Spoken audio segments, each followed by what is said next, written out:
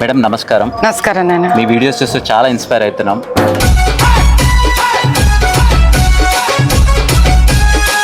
ఈ సమాజానికి ఈ సాంకేతిక టెక్నాలజీ వల్ల, ఈ మొబైల్ సోషల్ మీడియా వల్ల సాంప్రదాయాలన్నీ క్షీణిస్తున్నాయి. ఇది ఏమైనా క్షీణిస్తున్నాయా లేదా మనం ఒక కొత్త మార్గంలో వెళ్తున్నామా?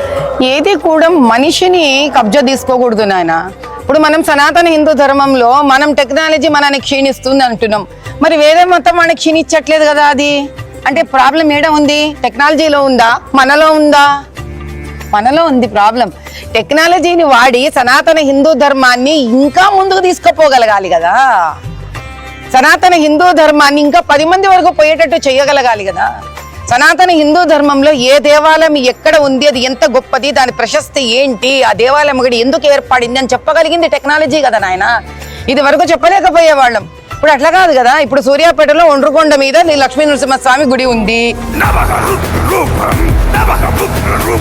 ఏం నాయనా, అది 6500 సంవత్సరాల క్రితంది.